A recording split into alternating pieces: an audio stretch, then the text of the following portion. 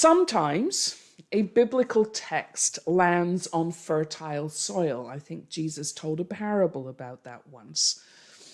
This is actually what happened this last Wednesday among our community of investigators and interpreters who gather with me each week to midrash and turn these preaching texts. So one of our numbers said, "Oh, this sounds so like me right now." This is a parent of a child who is graduating from elementary school.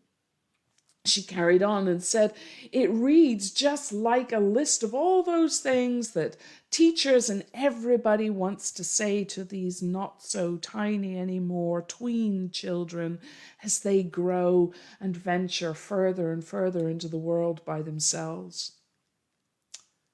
Throw in, on top of all of that, that growing pile of lists from summer camp. Thank God some of those are coming back, right? Science camp, and what to bring and what the COVID restrictions are, all of those lists. And then throw in on top of that the words that you as a parent call out as they hide their childhood stuffy at the bottom of their backpack so no one knows it's there. And you call out to them, "Honey, don't forget to pack 2 masks, not just 1. Do you have a full bottle of sanitizer? Remember to thank the carpool driver. Oh, and remember, oh best beloved, remember who you are, and I know you'll do the right thing." And your voice trails as they leave, hoping that every day that child has spent under your roof so far has made that last point even more important, the one that they will remember. Remember who you are, and you'll do the right thing. James is like that, right? Way too much in 10 verses for us to have one takeaway. What would that be? Eager to listen, slow to speak, and slower even to anger. Now that's a dog that will hunt. That was almost going to be the sermon for today. But then without missing a breath, he goes off on this weird tangent, the confusing bit about the mirror, and then, as if he knows that we are losing interest, he calls out to our summer-bound backs, "Be doers of the word, not merely hearers." And that grabs our attention. If ever there was a moment in history, in Canadian history, for us to take that part of James to heart, it's now. Because a lot of us are wondering what on earth we can do now that these hidden bones of stolen children are crying out to us from their forgotten, now found graves. And James said, first, listen. Be slow to speak. Listen. Listen for that still, small voice of God speaking to us from those graves, speaking to us through their descendants. Because if we listen,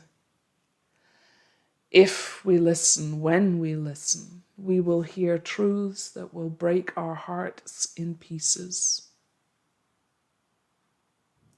Because a lot of us who are watching this morning, participating in this, we are the descendants and the inheritors of those who built a systematic, unholy alliance between colonializing power and this distortion, deaf-blind over certain version of religion that got so caught up in abstractions that our forebears, including our own denomination, and we, seem to have forgotten entirely that one last thing that James calls out for us not to forget. When he said, true faith, true religion, the sort that God delights in is this, to care for widows and orphans, the homeless, the loveless, the lost, the last, the least in their distress. Now, James put it into something short enough for a meme, but he certainly wasn't the first one to say it, nor even was Jesus. This is a cry as old as God, people. Because at the heart of God's dream for abundant, good, flourishing for all is God's incessant, unrelenting, eternal concern for the ones that human self-aggrandizing power and hyper-convinced religiosity continually manages to exclude. Let me give you just a few examples. Exodus 22:22. You shall not wrong a stranger, a refugee, for you were once refugees in Egypt. And you shall not mistreat any widow or orphan. If you do, they will cry out to me, and I will hear their cry, and my heart will burn. Isaiah. Learn to do good things. Seek justice. Correct oppression, bring justice to the orphan, and plead the widow's cause. Wonder where James got it from, huh? He goes on.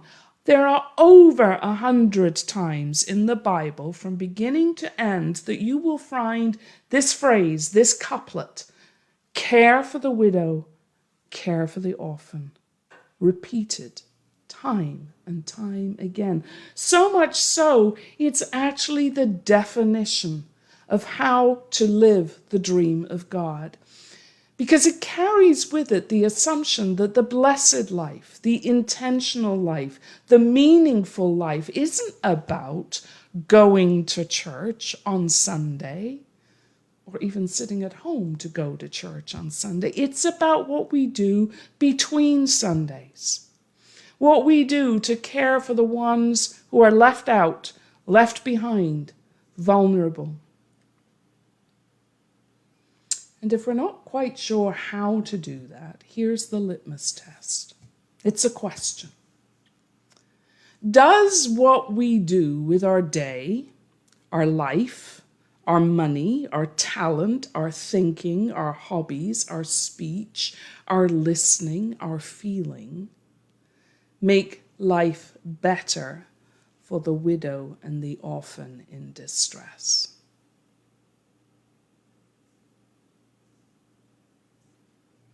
We have a chance this June 27th, 2021. We inheritors of this systemic othering of Canada's orphans and widows, Canada's Indigenous peoples, Canada's LGBTQ people, Canada's refugeed people, Canada's lower than livable wage earning people, to put ourselves in the way of perpetuating the system that others them.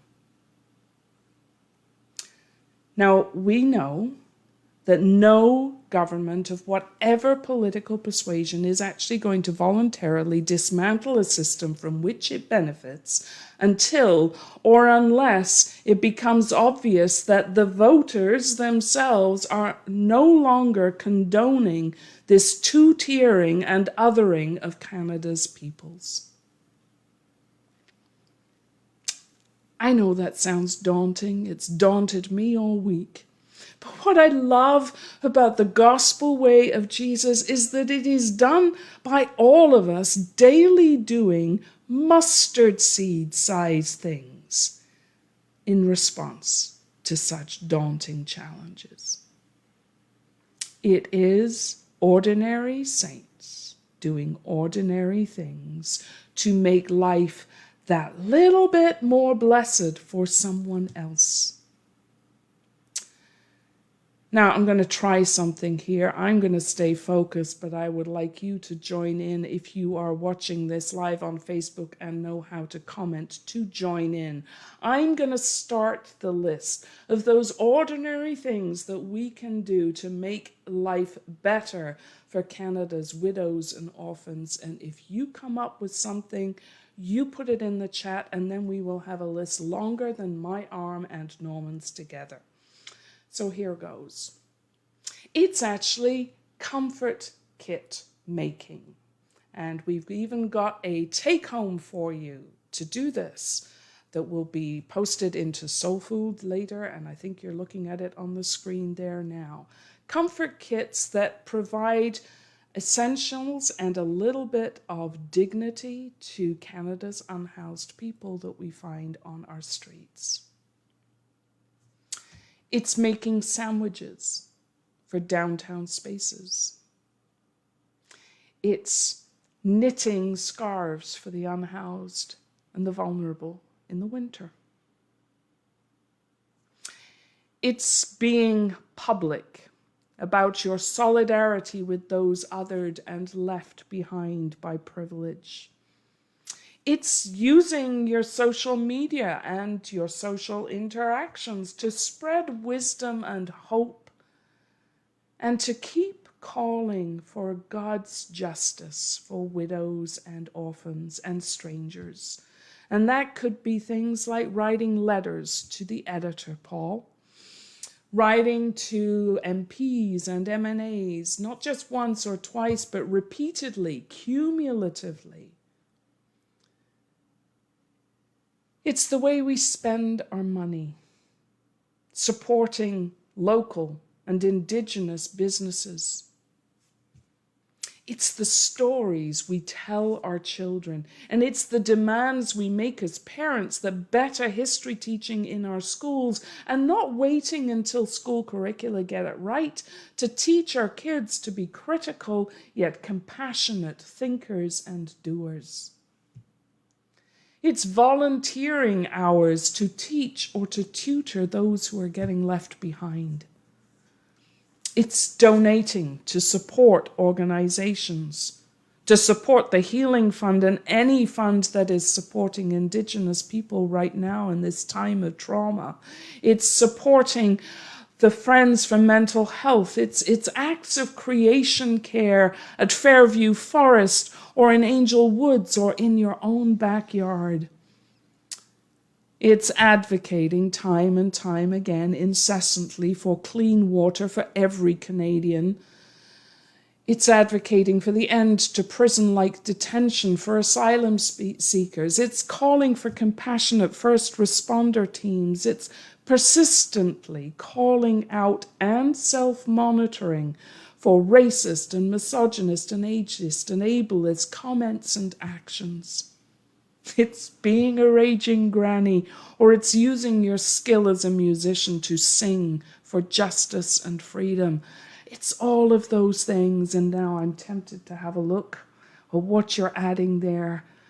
It is all of these that creates a revolution made up of millions of tiny, daily acts of goodness, of faithful action, of just doing it, to live God's dream of care for the lost, the last, the least, to care for widows and orphans that will overturn the systems of oppression.